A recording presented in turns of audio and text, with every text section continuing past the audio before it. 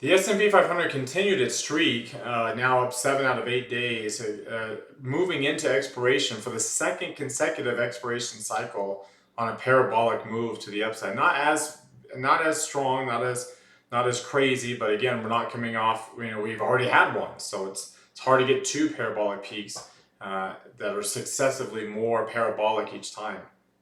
Again, also going into expiration. So we're going to break down what that pattern means. We're going to break down some of the risk off moves that we saw today. So it wasn't quite the risk on that we kind of thought. We're going to take a look at what's driving a lot of this price action. A lot of the technical signs that are still showing extremes.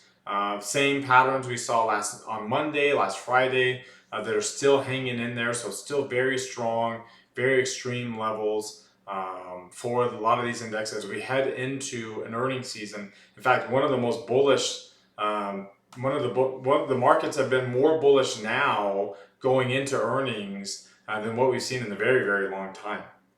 So it'll be interesting to see how the market responds to expiration and earnings cycle as bullish as we have been. So we're going to break down the likelihood of the patterns that will come out of that, what to expect based off of past precedent, what's again driving this action, and then finally our trade idea is a stock that itself is just kind of turning bullish too, not necessarily in that high tech area, something that's in more one of those safe haven areas that went bullish today. And so we'll talk about how to trade that potential rotation. So let's go ahead and get started.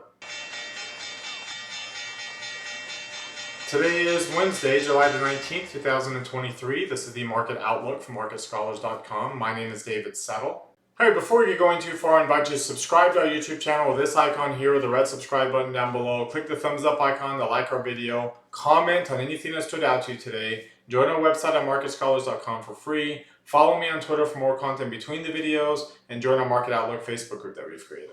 All right, if you're watching us here on our blog, check out some of these things over here on the right, including the Market Outlook Live, where I do the live video right before the market closes with today's trade idea. So you can see that before the market closes there. Come down to the bottom, click this heart. It opens up this tab. Hit that like button there. Same thing here, thumbs up icon. Click that. It takes you to this page. Hit that like button, tab, excuse me. Our goal is to get to 100 likes here on Twitter. It's a really big deal for us. It's what we always ask for. So thank you very much. We got really, really close to it this time. It's been the closest we've been in a while. So thank you very much to those who like that day in and day out. Those who don't, you can do that right now with one or two really easy clicks. All right, let's start off taking a look at the S&P 500 with the market forecast indicators. You can see 7 days now out of 8 that we've been to the upside. Another up day here. And really, we had a pretty decent streak before that. So from that last bull tag that we had on May 24th, it's been a nice, good rally now, up almost 2 months up of what would that end up being here. From the close there up to today's close, roughly around 11% of a return from that last bull tag. That's a good 1-year return, much less a good just a 2-month return. So good move higher on the S&P. We're over 3.5% above the 30-day moving average. The intermediate line still above 90, though it's the near-term line's not above 90. The near-term line's actually kind of, after getting back above the 80th percentile, is slightly lower, and obviously we're a lot higher on the actual index itself. So a little tiny near-term divergence. Of course, the biggest peak was way over here. We did get above 90 on the near-term line, and so we are obviously a lot higher than we were there too. So we're getting this near-term divergence pattern right now as we progressively get these higher peaks with slightly lower peaks, all in the reversal zone, but all progressively slightly lower. The momentum line also not getting as high. So the first peak, the momentum line got up to the 90th percentile practically. We barely got above the 80th percentile. And now, as of right now, we're only just barely into bullish territory. So we're getting less and less bullish on the momentum line as we continue this little intermediate leg higher after this brief convergence period that didn't last very long. They didn't even get a bull tag. Remember, a bull tag's not a consolidation. It's just a convergence period where a convergence returns back to an impulse move. Consolidation is you have these bull tags that turn into dark pink shading in a red line. So bull tags are when you cross below the 30-day moving average and that's still rising, and your intermediate line is still typically in bullish territory. It's falling, but it's still in bullish territory. So they can be pretty good bounce signals, or they can be the beginning of these bearish intermediate declines. So as of right now, obviously we're nowhere near a bull tag because we're nowhere near being the 30-day moving average. But you kind of get the idea of, these bull tags are the end of a convergence period that can either turn into a consolidation or turn into a new impulse move, and that's what these buy signals, these bull signals are there. Taking a look at some of the other indexes, of course, your Dow Jones and your Russell 2000 got overbought clusters yesterday.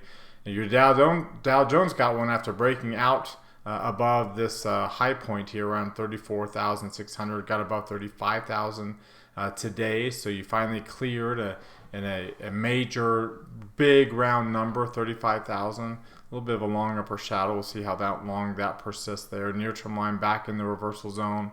Momentum line in bullish territory. The Russell 2000 also got a cluster yesterday.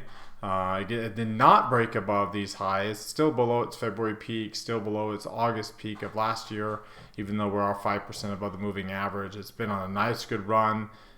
Since it's kind of quasi bull tag pattern that it had over here. It's been on a good run pretty much ever since. And like I said, as of right now, potentially culminating in a cluster. These last two periods did not get one. We had one here in January that ultimately preceded that. This was the tech earnings, right? Those major tech earnings. You had a few that came out right in a row. You had this big parabolic peak exhaustion type gap. Obviously not, the Russell, they're not in the Russell 2000, but the Russell got caught up with those earnings, and then eventually we fell down to the downside. And then finally your NASDAQ 100, we didn't look at that one. Your NASDAQ 100 looks very similar to the S&P. Intermediate line well above the 90th percentile. Market sentiment line's almost in the 90th percentile, which is strongly bullish. In fact, it's coming down from a peak. Where did it peak here? It looks like it got, did it 88 here, 88.2. 88.2 appears to be where it peaked yesterday and coming down just a little bit today. So near-term line coming out of the reversal zone, so little weakness there. And then the momentum line, the S&P, remember, it only got into bullish territory. As of right now, the momentum line's not even getting into bullish territory. So we're running out of gas there on a short-term standpoint, though we're still in obviously bullish mode. So I wouldn't necessarily say that it's caused a reversal in the least bit. You are getting a pretty strong candle here, one of your stronger candles if you follow my cursor to the left. This is typically the size of a Hakinashi candle on the weekly chart that we get to start the move, like we did back here at the end of March, beginning of April. We had the parabolic peak here going into June expiration, and now we're having a similar parabolic peak right now going into July expiration, the week of July expiration. Again, when you get that here, you had one over here, you had some over here. All of these were starting points for bullish moves, and then we ran over. So you can see again, it's a pretty good level that is hard to maintain at these high levels. So I wouldn't be surprised if next week's candle, again, the body's going to end up being right around this 44.85-ish level. 44.80, 44.85 is where the open's going to be, depending upon where obviously this week's close is. And then of course we're already trading at 45.65, so there's going to be a bullish candle. The question is whether it will end up being a higher close or a lower close, and whether we start getting these long upper shadows and potentially a lower high point. So those are some factors to play in. Of course, again, your Dow Jones Industrial Average with one of its bigger candles it's seen in quite a while, with this kind of quasi breakout, multiple transitions. After getting this transition candle from a few weeks ago, we finally broke up above that candle. Same thing on the Russell 2000. It actually broke up above that candle last week after 3 weeks of transition, and then higher high, way higher close. So bullish there. Your NASDAQ 100, the same thing, higher high, higher close. Not as high of a candle, though still pretty decently strong compared to, but just not as strong as what we've seen earlier on, even in this trend. Again, going into that June expiration, There's the week of June expiration was bigger candle than what we're getting going into July expiration, this week's candle. Let's take a look at the 3 green arrow charts. Excuse me, be right here. The 3 green arrow charts, you can see they're all 3 green arrows. They all have been for the past 4 to 5 days, 6 days, depending upon what index you're looking at. That's a good move. That's a good, strong trend.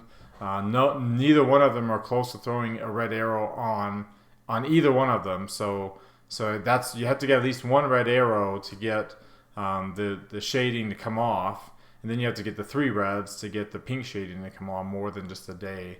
So we're nowhere near, we're not going to get a reversal anytime soon, right, in the next few days, as there's still some time to play out there. You're way up above these moving averages. Look how high up the 8-day is. Again, relatively speaking, how high the 8-day is up compared to the 17-day. That's a big gap between the 8 and 17-day. Again, a little bit of a parabolic move that we have. The stochastics is really strong again.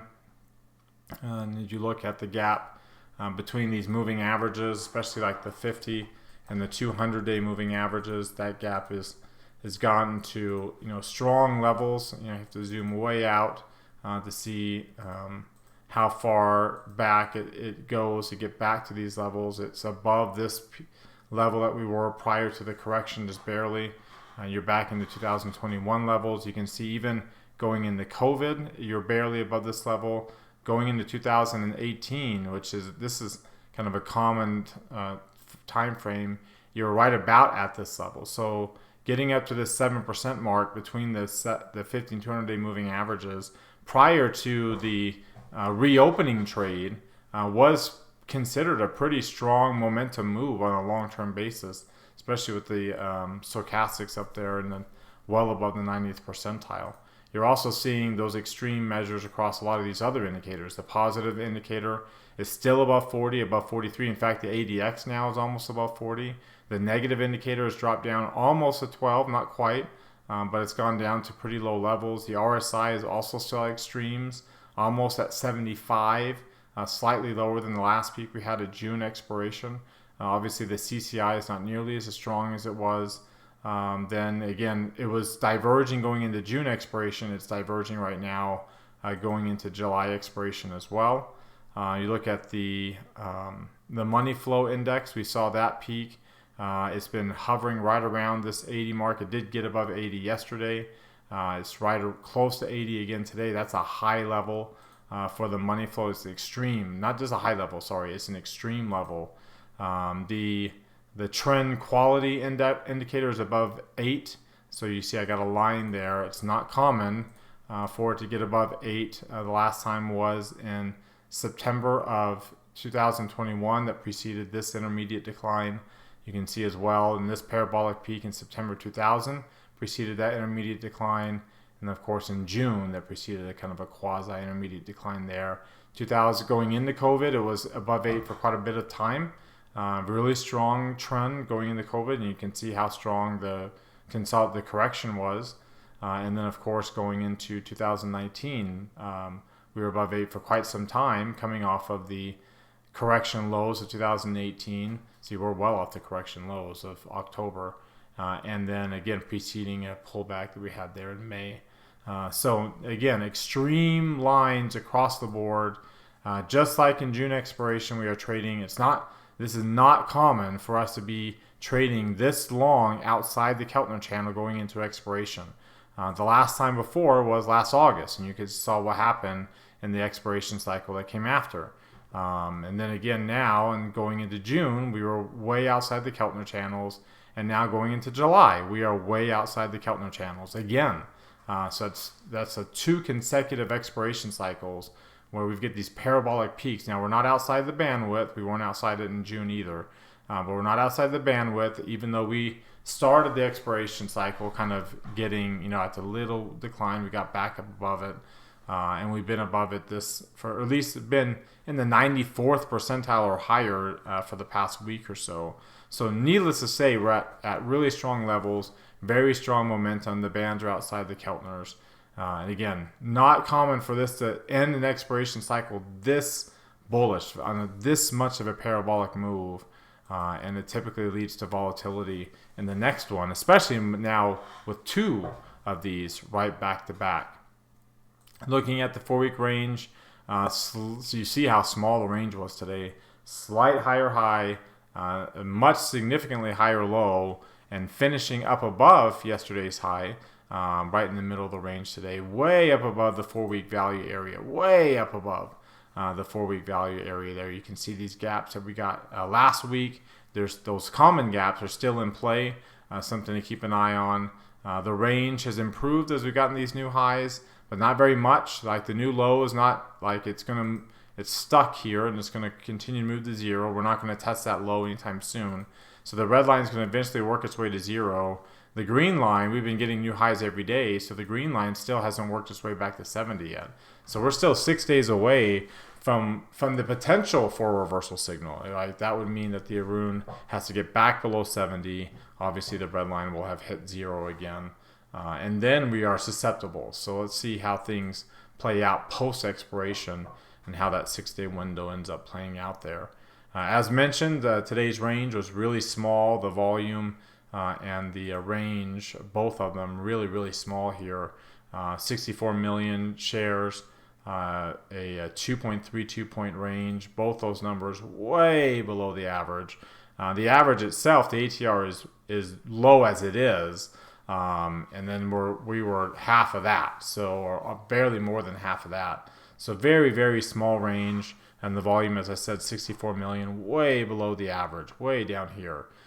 So we are in bullish grinding mode. That's this and parabolic mode to say the least. Parabolic mode as well. We ended the last parabolic modes with some pretty strong runs. We did that on June 15th as well. We'll see if tomorrow, if we spark these earnings releases, spark another pretty decent run. The last two times, again, June expiration, Friday was a down day. August expiration, Friday was a down day, followed by down periods coming out of the expiration cycles. So we'll see if that pattern plays out. Again, you would expect a kind of a big blow-off type move tomorrow, potentially a bigger than average range with some decent volume, and then the reversal going into expiration. That's kind of the very short-term pattern that we would expect based off of past precedent, assuming, of course, how the market responds to these earnings releases. Again, you see what hasn't been happening, though, is on another up day in the markets, you have a pretty strong up day in volatility. 3.5% no less up day. So that's a pretty decent move.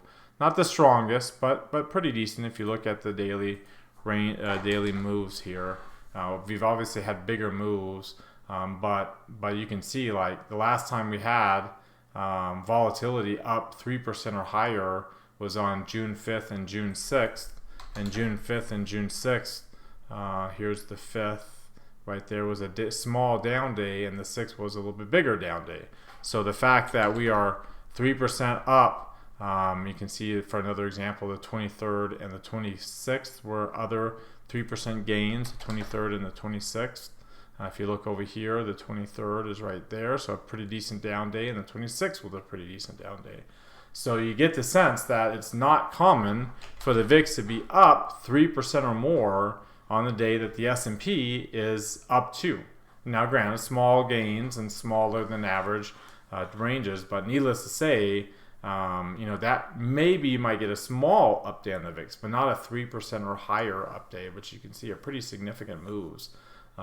It's not the highest. It's 5% or more you start talking about. Obviously that would most likely be a down day in that scenario, but to be 3% or higher, again, on an up day in the markets, and a pretty decent up day too, on a parabolic move no less, suggests that we might be towards the end of that move, right? That's not your typical correlation. And I mentioned before, the volatility continues to be really low. It's below the 85% mark of VXV, which is the 3-month volatility. Its correlation is really low with the VVIX. The VVIX did have a drop yesterday with yesterday's drop in the VIX.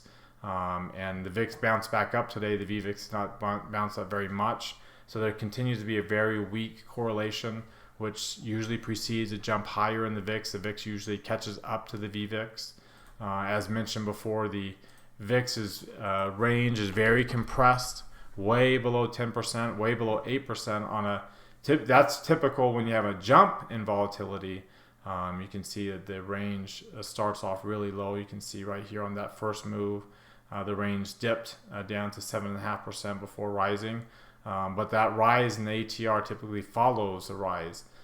So it starts off with this dip, but we're so compressed below 10%.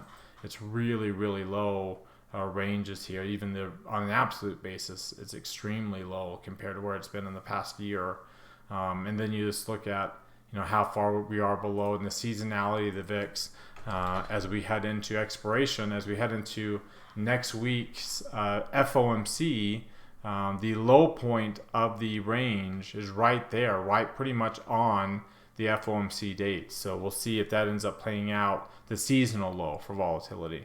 I mean, there's a lot of factors that are by themselves that suggest that we are expecting a jump in volatility. The low number versus VXV, the low correlation with the VVIX, the recently positive correlation with the S&P 500 over a 10-day window, the compression of the ranges of volatility, all those, and again how low we are below like the 200-day moving average. All those factors would suggest by themselves that volatility is low, but you put them together on top of the seasonal low point, which is looming on the volatility index. That's all suggesting that we might, over what is generally a volatile time for the markets, August, September, October, we might be getting a pretty decent jump in volatility, which would typically coincide with a jump higher, and would most likely, like I said before, those common gaps are in play from last week. You would expect that we would, because there's not very much volume, down to about until we fill in that gap. So we can fill in that gap very, very easily and very quickly.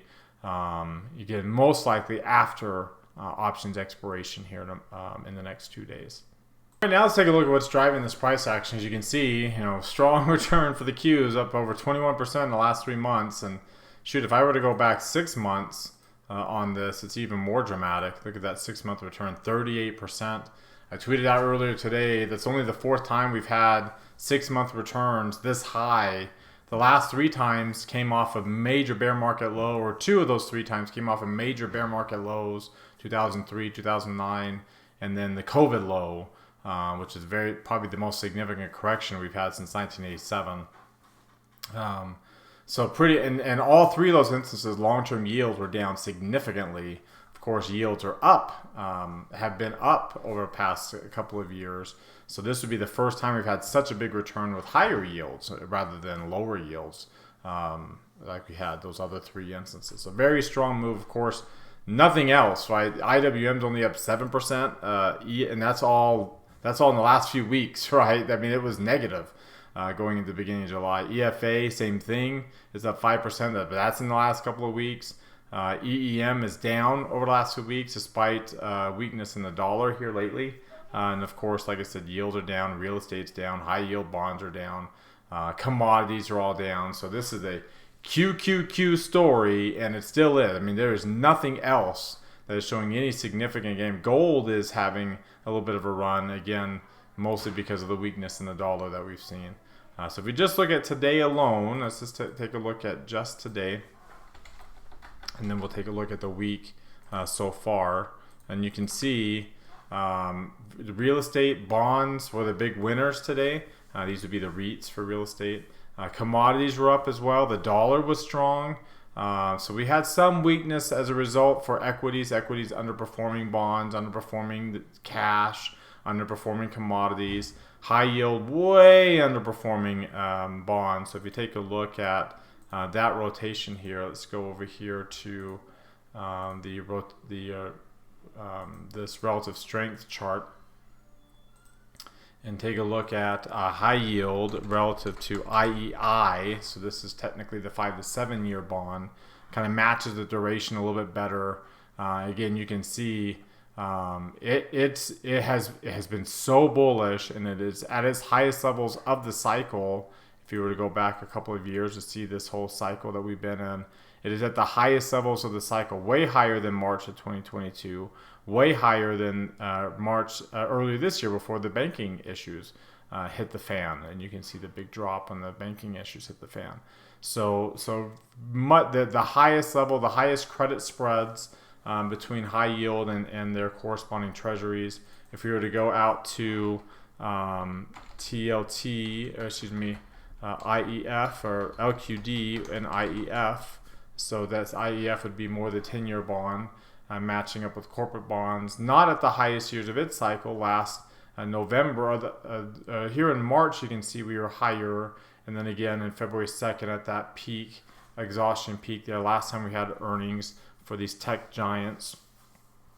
And then, or not the last time, but another time we had earnings for these tech giants, and you can see the convergence period as we're below, the MACD is below its moving average, or still above the 17-day, and we're just starting to converge. We've been bullish for a couple of months, and now we're converging, another sign of convergence that we see. The same thing going on too with the Qs relative to IWM. You saw how over the past 6 months how bullish that was. Well, I mean, look at that strong run. We've converged so much that the 50-day is just barely, like, we're right there. I mean, a break below the 50-day in such a wide gap, which is what this chart measures between the 50 and 200. The MACD is below its moving average now in that 50 to 200 as we've been converging this entire time. The MACD is flirting with getting to zero. You see the convergence there, the convergence on the DMI as the negative indicator has been rising, the positive has been falling, and the same thing on the RSI. I mean, convergence is out the wazoo with an index that's very strongly correlated with the S&P 500 that's expected soon here to fill in that gap. And when it fills in that gap, it's not generally bullish, as you can see the positive correlation, and it doesn't generally grind its way down. When you're below the 200, you can grind, but when you're this far up above it, again, you'd have to go back out. You know, you have to go back out pretty far to see another time frame. The COVID is really the only other time frame we've been this far up above that, and you can see when you get, when that gap, here we converged for so long that the 200 caught up to the 50. You get below that, it really breaks down hard, and this was the one time that was actually bullish. You can see here when you had the negative correlation with the S&P during a decline with a reopening trade. But that's not generally the case. Usually when you're falling, it's during a positive period of a correlation with the S&P 500. So let's keep our eyes on that with what's driving this. Again, that was today. Let's go back out to so far the beginning of this week, and you can see again IWM has been outpacing the stock market, the Qs, though they were down today, are still up. The S&P as well. But look at bonds. Look at that move that bonds have made here in the past few days. So let's go back out to another chart. Let's take a look at the bond market, TLT especially. TLT is up 1% today. It's making a run above the 50-day moving average. It's sitting at the 200. It's already tried to get above the 200 at the end of June. There's the options expiration. It tried to get above that right after. I mean, again, that's a strong run during a period where equities, but 1, 2, 3, 4, 5, 6, 7, 8. Remember, equities are up 7 of the last 8 sessions, and bonds are up pretty much those same, 7 of the past 8 as well. So that's a strong move, and again, flirting with the point of control, flirting with the 200-day moving average, flirting with getting back up above the 17-week moving average with the MACD turning positive, stochastics getting above its moving average. The point of control is also down here too. Big time convergence. The 50-day, we've gone sideways for so long, the 50-day is pretty much sitting on top of the 50-week, is pretty much sitting on top of the 30-week. Filling in that gap would be pretty quick.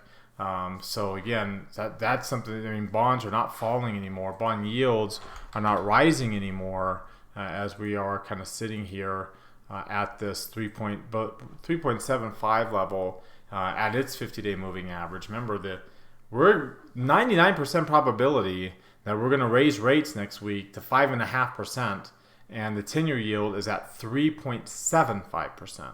So that is a pretty dramatic difference, and you see that there's a sharp reversal as well between the 3-month and the two-year, you can see not a sharp reversal, but an inverted yield curve between the 3-month and the 2-year. The 3-month being the Fed funds, the effective rate, sitting at 5.42%.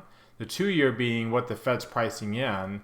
And right now, we're going to get one more rate hike, maybe one more after that. Most likely not, but there's a small probability we'll get one more after that. As you can see, the odds in November are about 28%. So you're almost 30%. So very low probability, but a probability, nothing to completely ignore. But the issue is, look at next December. Like the odds of us, remember, we're right now at 5.25. We're 99% probability we're going to be at 5.5. There's a 99.9% chance we'll get at least one rate cut by the end of the year. A 99.3% chance of having 2 rate cuts by the end of next year. A 95-ish% chance that we'd have 3 rate cuts by the end of the next year. And now we're looking at about a 83% chance of 4 rate cuts by the end of next year. So this 2-year yield already at 4.7, already 75 basis points, already pricing in 3 rate cuts, is pricing that in. This yield curve inversion, I expect will go up, and it typically does. There's 2 ways it will go up. One is either the Fed starts cutting rates, which is what the market's expecting, right? That's what the futures market's expecting. It's what the 2-year bond market's expecting. Or the 2-year yield rises and these rate cut odds drop dramatically, and the 2-year yield rises back up to closer to 5.5%, and this gets towards 0 as a result, because that's where right now the 3-month is sitting close to that 5.5% mark. So that's the 2 ways it would happen. Our best case scenario is actually that latter scenario where rate cut odds drop and the market's stable and there's no need to cut rates in 2024. That's actually the bullish case. That's the bullish narrative that we need to all accept. Like the Fed not cutting rates is a good thing. The Fed cutting rates has never been a good thing. It's always preceded or coincided with corrections that led to recessions and bear markets. So we don't want that. We don't want the Fed cutting rates. We want this yield curve inversion to get back to 0 with the 2-year yield rising because rate cut odds are falling. If this rises because of 3-month, because these rate cut odds are legit, and now the 3-month is going to start pricing that in, that's the bearish scenario. And so that's kind of what, we're at 5.5%. As we watch that 3-month Treasury bill and see what it does, that's going to be telling everything. And you can see again, if that were to happen, TLT would be breaking up above its 200-day moving average, which it hasn't been for a long time, right? This whole time we've been in this inflationary cycle where bonds and stocks were falling, and then bonds have been we've been below the 200-day moving average since the beginning of 2022. Again, when bonds and stocks both fell. It's pretty rare for that to happen, but it happens in inflationary spirals, and that's what we've been in since 2021, right? We were below the bond, TLT was below the 200-day moving average. It got back above it at the end of 21 as stocks were rallying, and then they both fell, right? So in this particular case, getting back above the 200-day most likely would not coincide with an inflationary environment, but would most likely coincide with a deflationary environment, which is why the Fed would be cutting rates. So let's keep our eyes. We're so close to some kind of move, most likely to the upside on TLT, as we've been sideways for so long, converging for so long. And then again, you see the divergence, the past 7 days with TLT rising. If I take a look at the comparison chart here, and we'll take a look at TLT, and then we'll go out here to SPY here. They keep the ETFs to make it kind of apples to apples as much as we can. But you notice, look at that correlation, the strongest correlation over the 10 days that we've seen for the past year. Again, we were kind of at that over here in August when the S&P was here in purple, had started to peak and then roll over. So very, very strong positive correlation again. And I would expect that would mean that we'll go negative, as what's generally happened here, and that would mean that bonds are breaking through to new highs as stocks start to retrace some of this parabolic move that we've been on now, going into expiration for 2 straight cycles here. Let's finish off this discussion with how the sectors are doing. We continue to have very, very strong sector rotation. We do have some light pink shading now, but they're still green lines. So small little energy and utilities, small little moves here. Let's take a look at the comparison just for today alone. You can see the big, again, if I were to go back out to 6 months instead of 3 months, you can see this is a XLK world, and we're all just living in it. NVIDIA, Apple, Microsoft, Broadcom, and this is a XLK world, and to some degree Google and Meta and Tesla and Netflix, and then Netflix would be in there, and Amazon. This is all the, I mean, nothing else is outpacing the S&P 500. So everything else is, and some of these sectors are down over that same time frame. So we're really, really not as broadly bullish again as we think we are. And then you look at just today alone. So we look at 719 here. Let's go short term. Dang it. Let's try that again. 719, and we'll go down to a short term cycle here. So there's a lot of chatter today about sector rotation, like leadership.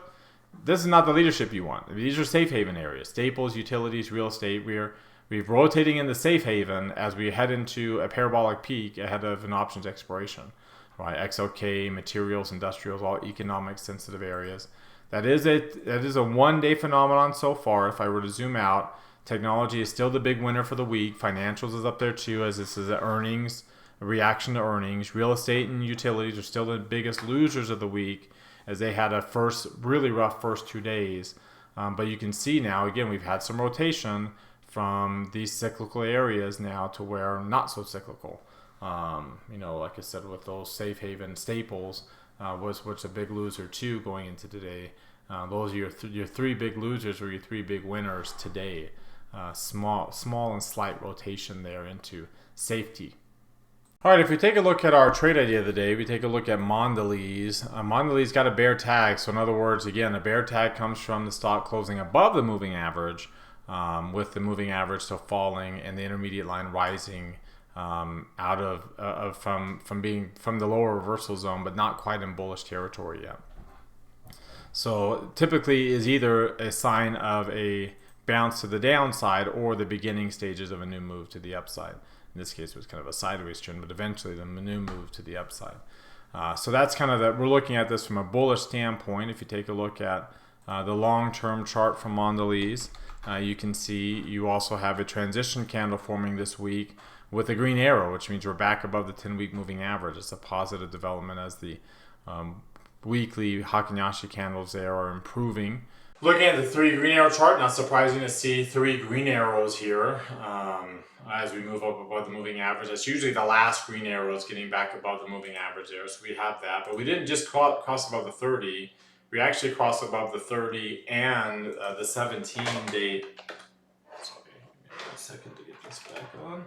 Above the 17-day moving average as well. So both of them, very strong rally here. You can see above the 17 and the 30. Above the 38% retracement of this little rally. We've been retracing this last push higher, last intermediate run higher. We got down to the 50% retracement. Now we're back above support at the 38 with the MACD above its moving average, almost above zero. Stochastics above its moving average, and now above the midpoint there. Looking at some of these others, so very weak oscillators, but they are showing slight improvement. The DMI, not nearly as bearish as it was. The RSI and the CCI moving into the upper halves of their charts, so that's a good development. The Ichimoku cloud is still pretty decently bearish, but at least we're above the blue line and only slightly below the cloud now, with a positive rate of change over the past 26 weeks. And then the Bollinger Bands, we are in the upper half. We're not in the upper quartile, we're not breaking out of the upper band, but at least we're in the upper half of the bandwidth, as that bearish momentum has been waning and looking for a transition potentially soon to bullish momentum. So not the most bullish chart, but bullish enough to do at least a less speculative directional trade. So buy at the money call for August expiration, sell one strike away at the 75. So it gives me a relatively low return, so that higher probability of success as a result, lower risk with that lower return too. And then you can see the flexibility I've got as it potentially can move up to 77, 77 and a half would be really speculative. We get a much better return if that happened, but I think we're just to get the 75, where one standard deviation is almost 77 and a half, gives me a good opportunity for a decent reward that I would get for $1,000 of risk that I'm getting for a lot less. Much lower, again, higher probability, a little bit higher probability on it, but still low probability, just higher than what my normal directional trades are. Lower risk associated with that. All right, well, that does it for today. You've heard from me now. Now I want to hear from you. Use that link popping out in the top right corner of your screen. That takes you to our Market Outlook forums. Open up any new thread there with any questions or comments you have. Reply to anybody else's thread, and let's keep this conversation going in between videos. Again, thank you very much for watching. Remember to subscribe to our YouTube channel, hit that thumbs up icon, comment on the video. Join us at marketscholars.com for free. Follow and like us on Twitter and Facebook as well. Have a great rest of your Wednesday night, everybody, and we'll see you all next time.